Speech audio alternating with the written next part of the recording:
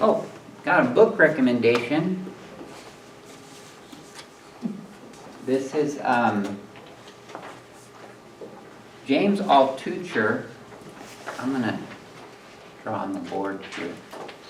James Altucher is, Warren Buffett calls him one of the top 10 financial writers of all times. He's a financial guy, blogger. He had a reality TV show for a while. The Choose Yourself Guide to Wealth. And he has a couple different books. His marketing spiel is pretty interesting to me because he talks openly about his suicidal ideation and his depression, and that's kind of his whole thing, is what do you do if you do start a business, make $14 million, and then lose it all in one day? Because he's done that 23 times now. He said that is more of what we call serial entrepreneurship looks like in America. People that start a business often fail in an amazingly spectacular way. So then the question is, how do you pick yourself up and start again? What is it that makes people resilient? As Big Sean says, last night took an L, but today I bounced back. So what does that really look like? One of the most powerful biohacks that I've learned from James Altucher is the power of the idea. The power of the idea. What he recommends that you do is get into a habit every single day of writing 10 new ideas down as fast as you can. And he uses a waitress notepad, one of those little things that waiters or waitresses, and then he throws it away. As soon as he writes his 10 new ideas down, he throws it away. And the reason he does that is because if you come up with 10 amazing new ideas, it can turn into a to-do list. And so I've been doing this for probably 3 years now, where I practice writing 10 new ideas. And it's interesting to me because that's the economy that we are now in, is the idea economy. And that's how you make money in today's world, is to turn on the part of your brain that can generate a new idea. And most of us can't do that.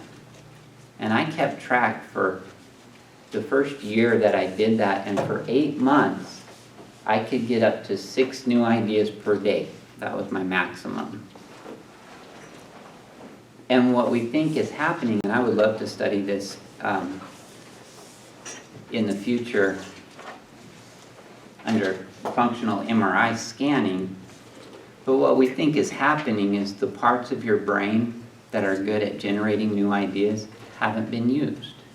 And I know for me, it took about 8 months. And then one day, I was struggling with idea number 6, and I just changed my thinking, and I thought, what if I could come up with 20 new ideas? And suddenly, I could. It was almost like the blood flow to that region of my brain, which had been turned off for so many years, flipped on, just like a switch. And we do think that that's actually kind of what's happening when we scan people's brains. Because creativity and a new idea comes from your entire brain. And we're going to talk about the difference between the executive functioning, which is the front of your brain, and the default mode network, which is the back of your brain. We'll talk about that when we talk about ADHD in kids. But when we scan someone's brain who is coming up with a new idea, their entire brain is activated. It's very interesting. So there's been a lot of movies created over the years, the science fiction movie genre is full of movies where so-and-so took a pill, like the movie Limitless, or there was a kind of a supernatural one with the Black Widow in it, Scarlett Johansson. I always forget her real name because she's just the Black Widow to me. And She said it. Lucy. Lucy, is that the name of the movie? Yeah, so in that movie, the premise is that humans only use 10% of their brain. And if we can only empower people or give them a pill or a drug where they can use their whole brain, they'll be, you know, a superhero and powerful. But the science says, well, that's a false premise because humans do use their entire brain when they are doing a creative endeavor. What does this have to do with resiliency and bouncing back?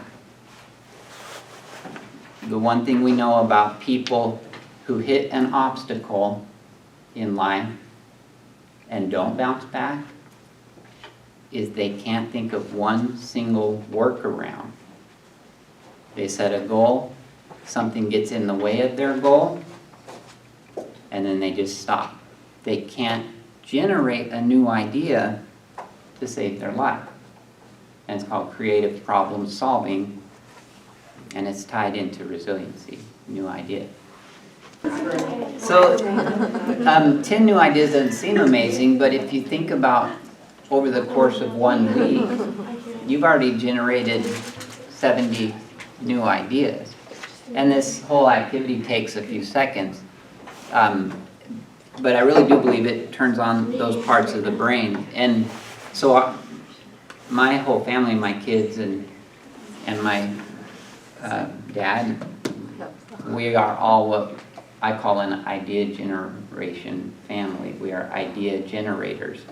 And this idea actually got me the job here because during my interview, standard interview question that we still use for every new faculty is, let's say you come up with the best new idea for the School of Nursing and your coworkers shoot it down.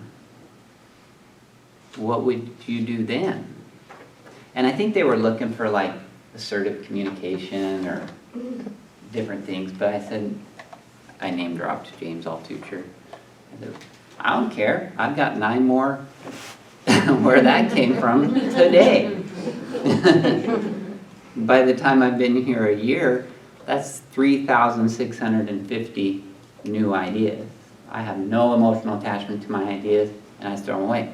And James actually makes a ton of money by just randomly emailing people new ideas, like Apple. He's like, oh, you know what you guys should do?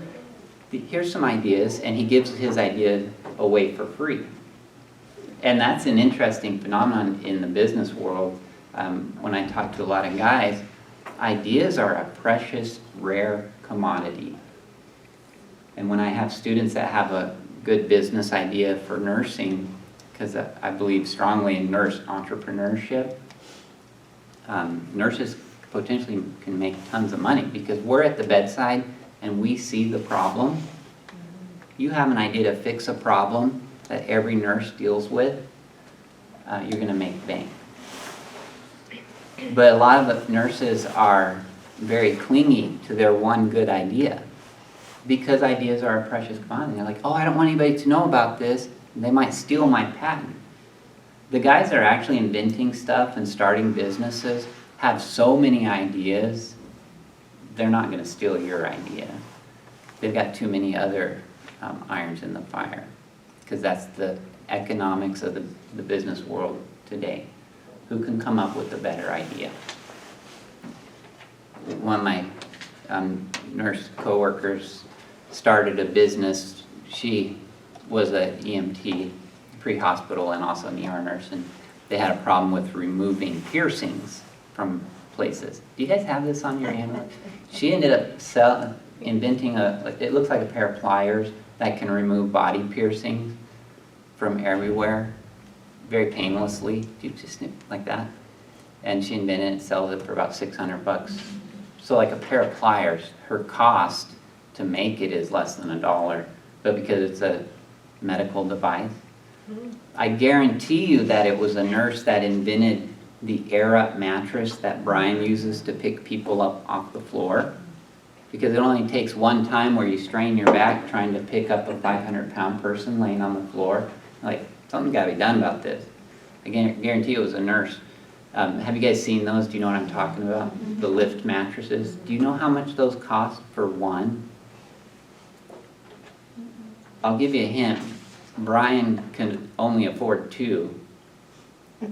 They have one in each building because they're something like $30,000.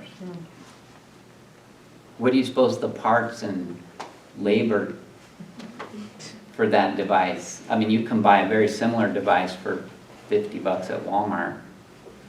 Parts and labor, she's probably spending $30. I guarantee it was a nurse who is now selling it to every hospital in the nation for $20,000 to $30,000 a piece. So be thinking about ideas when you're working. What could I do? Anyway, the power of the idea. In a roundabout way, that is the secret to the bounce back.